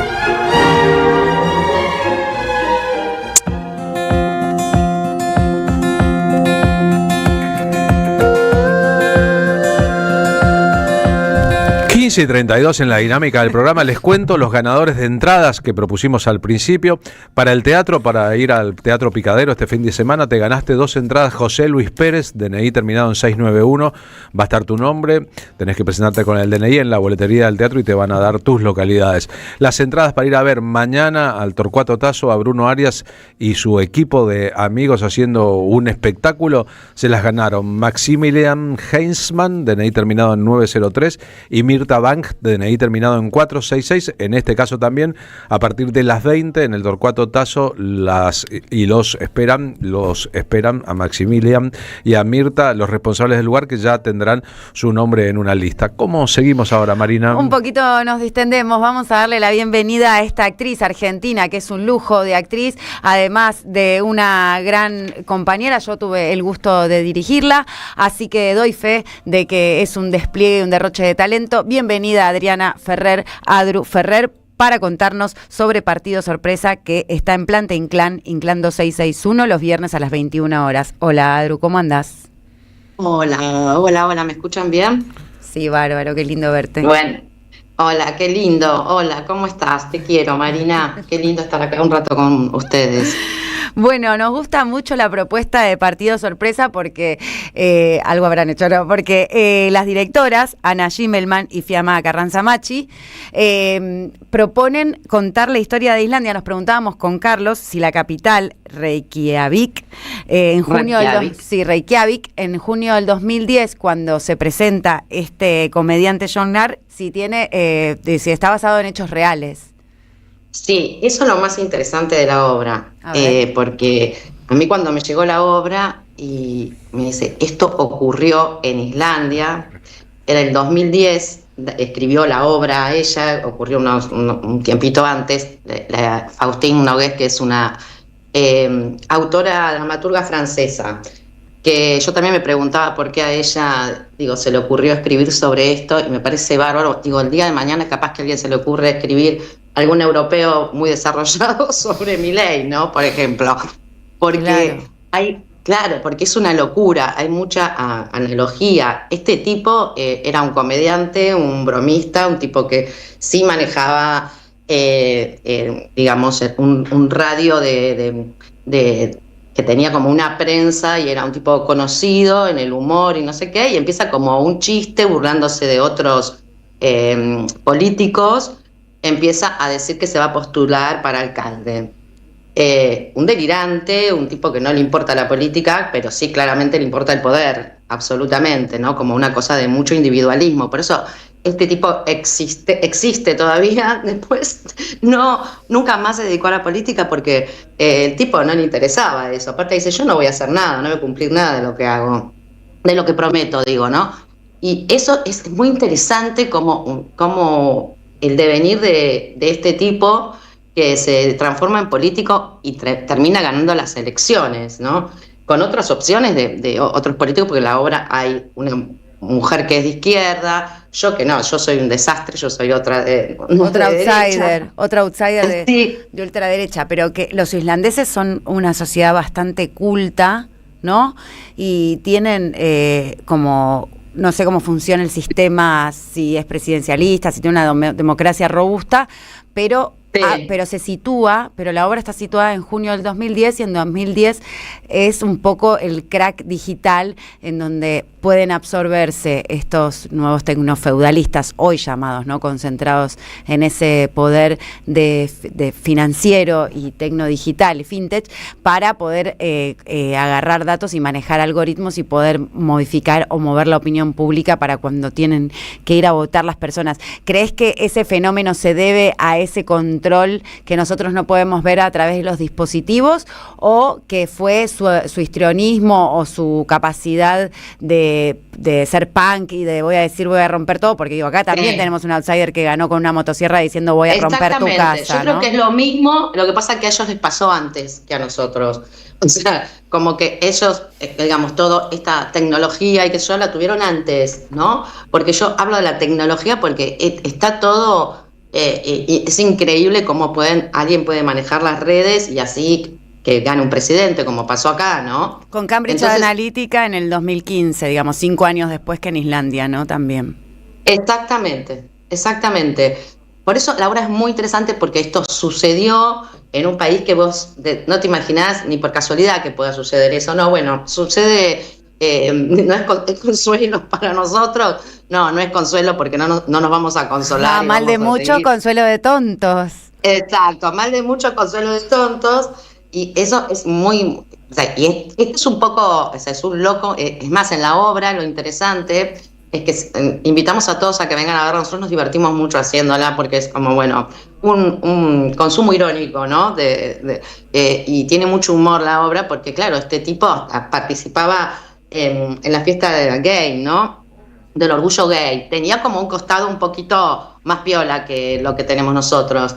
Un poquito, bastante, pero de todas maneras... Como que era rupturista, o sea, medio revolucionario, punky, voy a romper todo, no creo en nada, como proponer desde un lugar del absurdo, del delirio, que la política puede transformarse en la nada y que por ahí tiene que ver con esa insatisfacción democrática en donde te dicen voy a hacer esto y no hicieron ni hacen nada, ¿no?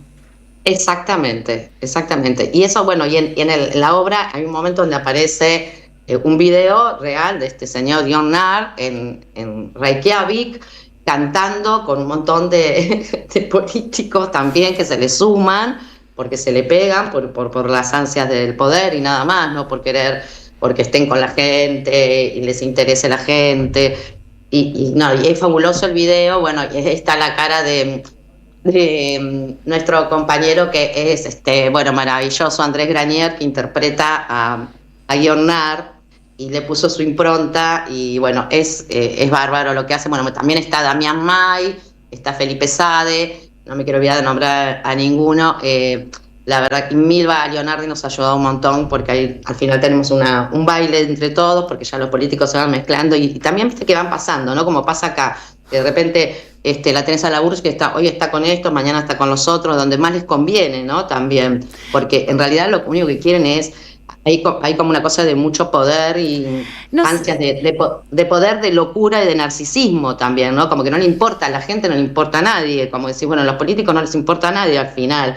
Esto es un poco lo que cuenta la obra, ¿no? De lo que pasó en Islandia. Acá todavía, bueno, yo no pierdo las esperanzas de que hay mucha gente que todavía les importamos, ¿no? Y les importa a la gente que más necesitan. Qué lindo. Y después... No, me da ternura esto que decís, porque en el parangón o en la analogía que haces entre lo que cuenta la obra Partido Sorpresa, que también actúan las directoras, ¿no? Fiamma Carranza Machi y Ana Schimmelman. No, lo que digo es, vos traes a la Bullrich en esta ambición de poder, es poder porque, digo, si nosotros lo que estamos diciendo es que llegan outsiders o panelistas de TV o bromistas punkis o gente que dice que va a hacer una cosa y después no es que le falte convicción para hacerla o no hacerla, sino que está encendida su palabra de la acción, cosa que en el teatro nunca puede pasar, ¿no?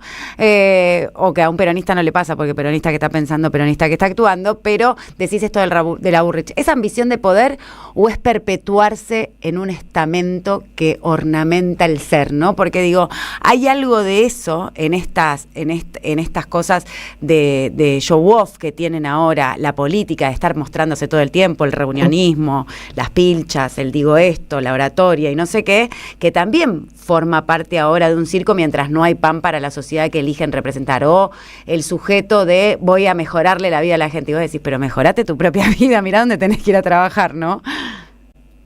Exactamente. Es como, lo que pasa es que yo creo que hay gente que ya no se puede mejorar la vida, que no tienen salida ellos, por ellos mismos.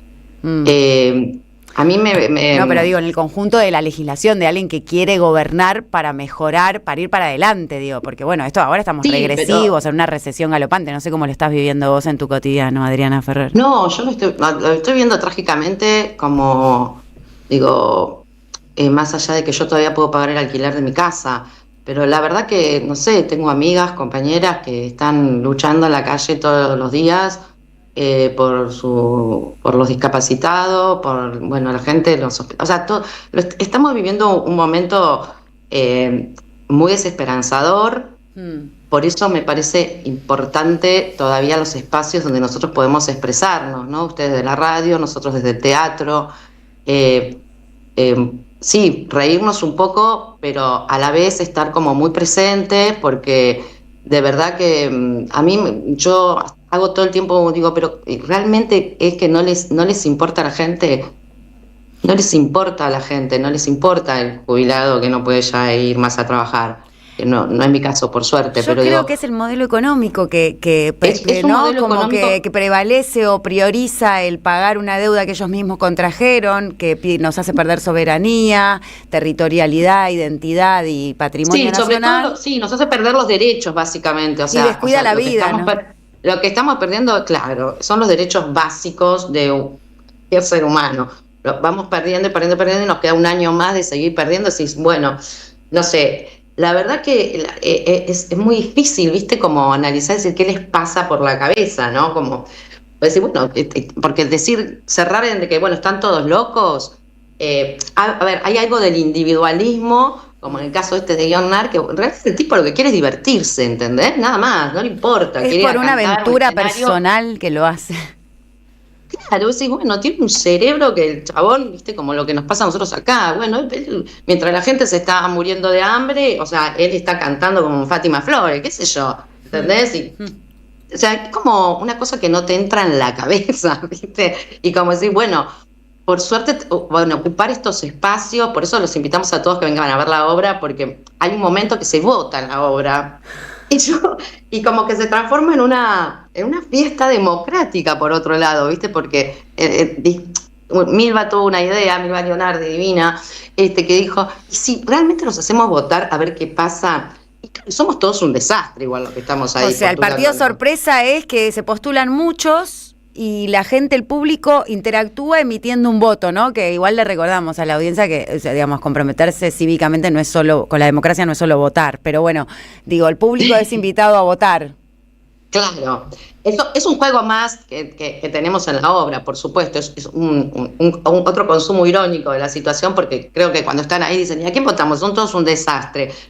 Ponele, por favor, el menos malo otra vez no. El menos malo. Y eso me llamó, es bárbaro también, ¿viste? Como decir, bueno, el menos malo. No. Hay una que, bueno, que es más de izquierda y esa es la menos mala. Entonces, es genial también lo que pasa, porque en el momento de la votación hicimos 4 funciones y la verdad que es una fiesta porque la gente se para, son 2 minutos, ¿viste? De esa situación. Y todo el público se para muy contento a votar, ¿viste? Y después, bueno, el resultado, nos reímos ahí un rato, que es el final de la obra. No, pero digo, bueno...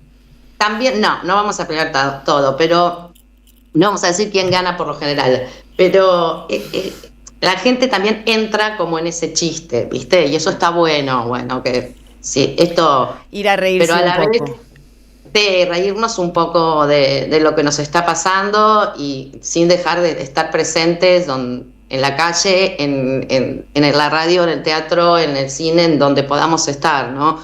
Me parece que este momento se trata un poco de eso, para resistir, ¿no? Y pensar, bueno, yo no quiero perder las esperanzas, porque si no, ¿qué hacemos? No, es triste. No las perdemos, nos das esperanza, Adriana Ferrer, vamos a ir a verte al teatro a reírnos también de Partido Sorpresa, de las directoras Ana Gimelman y Fiamma Carranza Machi. Estás con un montón de equipo y en este espectáculo. Sí. Tenemos a Florentina Messina, que es la asistente de dirección, tenemos a Verónica Grande, que también colaboró en lo artístico, Nacho Lunaday, que hizo las fotos. Bueno, nada, está buenísimo. Es los viernes a las 21 horas en Planta Inclán, que Planta Inclán queda en... El subte los deja justo ahí en la esquina, Inclán 2661. ¿Qué subte? ¿Sabes? Es una sala hermosa, está buenísimo. Bueno. Y después tienen ahí una cocina muy barata que se puede picar algo. Bueno, espectacular. Estamos todos invitados e invitadas a Me Planta encanta. Inclán Me a ver encantaría partido que venga sorpresa. Marina con todo el equipo, me encantaría, yo creo que está bueno, me encantaría que vengan. Vamos a ir y si quieren conseguir las entradas es por alternativateatral.com o por plantainclán.com. Gracias, Adriana Ferrer, por este ratito que conversamos. Siempre es esperanzador escucharte. Gracias, Marina, un abrazo grande ahí a todos. Chau, chau, nos vemos pronto. Chau, chau. 15:47, nos vamos y volvemos.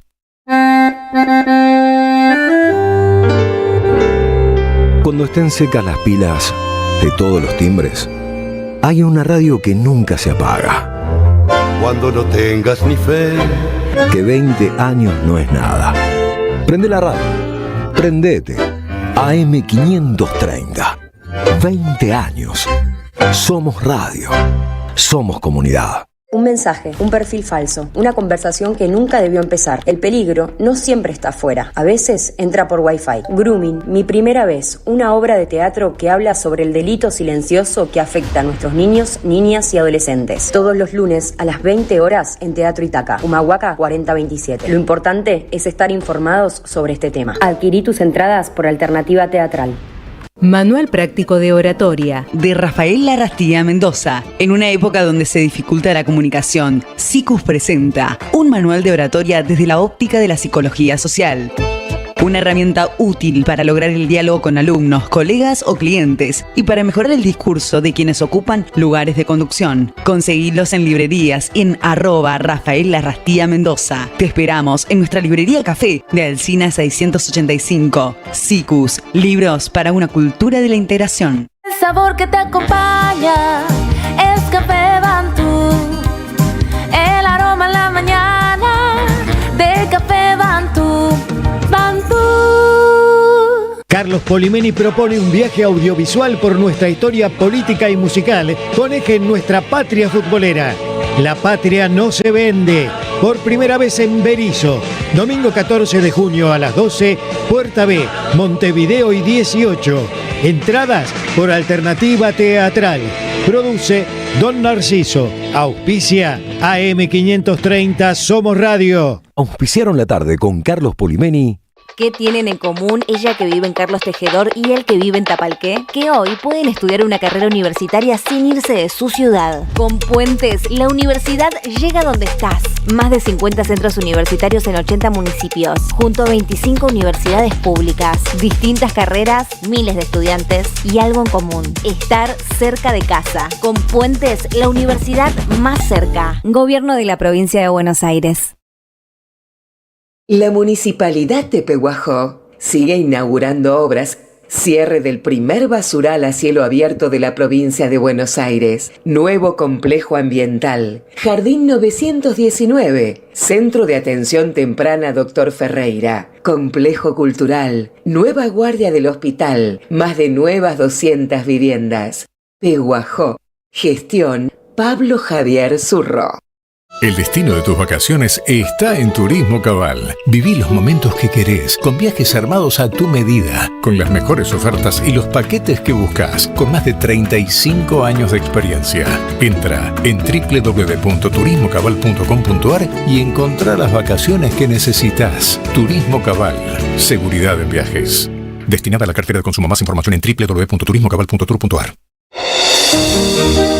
Estás escuchando La tarde con Carlos Polimeni por AM530. Somos Radio.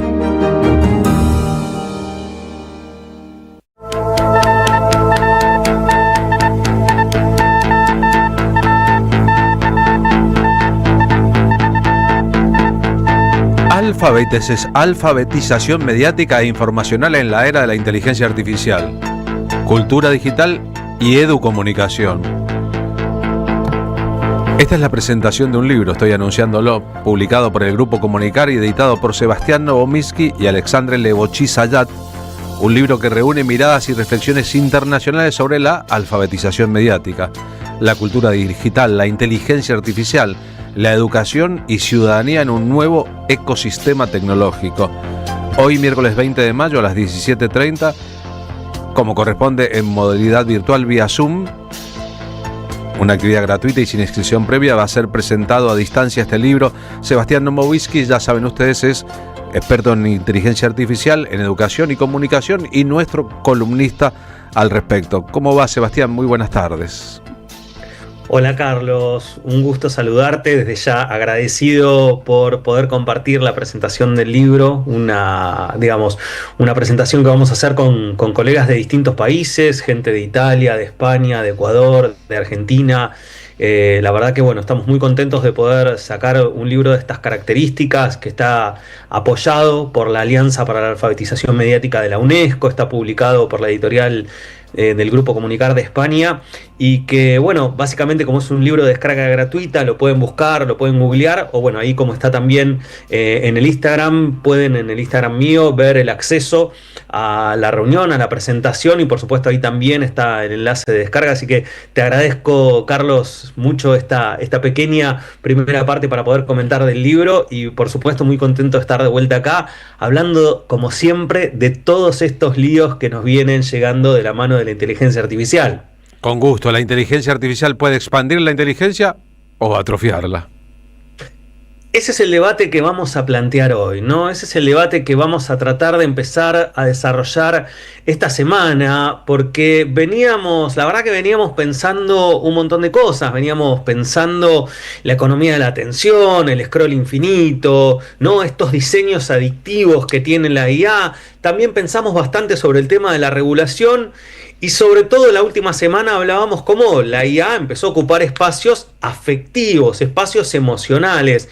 Pero hoy vamos a hacer un poquito un giro, vamos a ir complementando esto que siempre decimos, ¿no? Estas distintas miradas de un objeto que es complejo, de un fenómeno que es difícil de entender y que tiene muchas capas, como una cebolla que tenemos que ir desarmando. Entonces, la pregunta que nos va a guiar, que nos va a acompañar hoy, Carlos, es ¿qué pasa con nuestra inteligencia biológica, con lo que la naturaleza nos ha dado, cuando convivimos con una inteligencia artificial?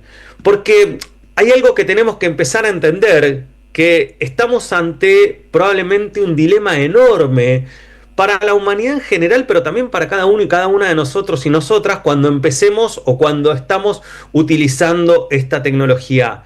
La IA puede expandir nuestra capacidad cognitiva, nuestro potencial de pensamiento, pero también puede atrofiarla. Y la diferencia no está solamente en la tecnología. La diferencia está en las mediaciones pedagógicas, en las instituciones, incluso podemos decir, y de esto vos, Carlos, sabes mucho, en la cultura, en las formas en que aprendamos a convivir con ella. Por eso vamos a empezar a aclarar algunas cuestiones para desarrollar esta idea. La primera tiene que ver, Carlos, con que tenemos que dejar de imaginar que la IA piensa como nosotros y nosotras y empezar a ver realmente cuál es el proceso que hay ahí. Porque la inteligencia artificial no piensa como pensamos nosotros. Algunos discursos hoy están planteando que la IA ya es consciente, que entiende, que empieza a pensar como un ser humano. Y otros hablan de algo un poquito más fácil, digamos, de comprender, que en realidad, como venimos diciendo, es una máquina de predicción que, en base a un gran entrenamiento previo, predice qué es lo más probable a partir de lo que un usuario le pide. Y acá yo encontré, como siempre, buscando algunas cositas. También estoy trabajando en un capítulo de un libro y traje algunas ideas que en las últimas, por lo menos en los últimos días estuve trabajando. Hay una idea que me gustó de un filósofo italiano que se llama Luciano Floridi, que dice: la inteligencia artificial, por supuesto, no comprende el mundo en un sentido humano. Dice Floridi que obviamente no tiene conciencia, no tiene experiencia, no habita el mundo, no tiene intenciones, pero va a decir algo que es contundente y lo vamos a explicar. La inteligencia artificial no entiende el mundo, pero sí tiene agencia. ¿Qué significa esto que parece tan abstracto de que tenga agencia? Es que produce efectos reales, Carlos. Produce efectos sobre textos, sobre decisiones, lo que venimos diciendo siempre, ¿no? Yo cada vez que voy a Capital pongo Google Maps y la verdad es la IA la que decide si yo bajo en 9 de julio, en Entre Ríos, en Jujuy, ¿no? Porque tomo el camino que me va a decir. Produce agencia porque también construye formas de organización social. Entonces, la inteligencia artificial no entiende el mundo, pero ojo, porque ya está participando activamente en organizarlo. Y esto es algo interesante, ¿no? Porque es una entidad que no entiende el mundo, que no lo habita, que no tiene conciencia de sí misma, pero que lo organiza. El riesgo que empezamos a ver en esto, y también como decimos desde la primera vez que inauguramos esta columna, estamos tratando de hacer un poquito de docencia, por eso usamos algunos conceptos que explicamos. El riesgo en eso es que nos achanchemos un poquito y que entremos en una etapa que se puede definir como delegación cognitiva, es decir, delegar, ¿no? Escribir, resumir, investigar, organizar nuestras ideas, empezar a acostumbrarnos a delegar en la máquina cosas que antes hacíamos nosotros y nosotras, porque la inteligencia artificial puede resolver un montón de cosas sin que nosotros necesariamente hayamos pensado un ratito en eso o que hayamos aprendido algo nuevo sobre eso. Por ejemplo, viste que yo busco siempre algunos datitos, Carlos. Más del 50% de los estudiantes universitarios, por supuesto, ya usan cotidianamente inteligencia artificial. Terminan las tareas más rápido, ¿no? Hacen las cosas mejor, pero en muchos casos también pasa que recuerdan mucho menos el proceso. Es decir, hay mucho menos aprendizaje. Entonces el problema no solamente se produce, digamos, en qué hace la inteligencia artificial, sino en qué dejamos de hacer nosotros y nosotras cuando usamos la IA. Y ahí viene esta tensión entre una inteligencia artificial que puede expandir nuestra capacidad cognitiva, nuestra inteligencia, nuestra forma de razonar, o puede atrofiarla, porque paralelamente puede hacer las dos cosas, ¿no? Puede ayudarnos a conectar ideas, a aprender, a explorar, pero también puede reemplazar la reflexión, puede simplificar procesos, puede automatizar el pensamiento, ¿no? Y acostumbrarnos sobre todo a no elaborar las cosas. La inteligencia artificial, como decimos, puede ser una gran prótesis cognitiva, ¿no? Una forma de expandir, pero también puede ser una forma de tercerizar el pensamiento.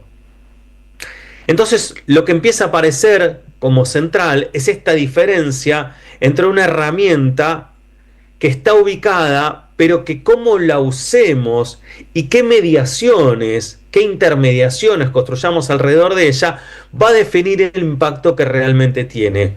Por ejemplo, siempre saben que a mí me gusta mucho vincular estos temas con educación. Si hay alguien que conduce el proceso, si hay un docente, si hay una norma, si hay una institución o incluso un padre que ponga un límite, se organiza la experiencia de manera distinta. Nosotros tenemos, por ejemplo, un alumno que recibe una consigna, la copia, la pega, la entrega, y ahí no pensó, no aprendió. Estaríamos en la instancia de delegación cognitiva, ¿no? Pero si el alumno recibe una consigna, con una instancia clara de dónde sí y dónde no usar la inteligencia artificial, y se le pide que discuta con la IA, que compare con distintas inteligencias artificiales lo que le está dando, que corrija el texto para leer algo un poco más razonable, que profundice, que expanda, ahí tenemos el mismo potencial explotado de maneras diferentes, pero hay sobre todo un adulto o una adulta que conduce el proceso, hay una mediación. Entonces, en esta mediación que tiene que ver con instancias educativas, instancias culturales, instancias políticas, es donde creo yo, o podemos pensar en conjunto, que se va a empezar a resolver si vamos a atrofiar o vamos a potenciar nuestra capacidad a partir de la inteligencia artificial. La pregunta, Carlos, para empezar a redondear la columna de hoy es: ¿cómo aprendemos a pensar con inteligencia artificial sin dejar de pensar?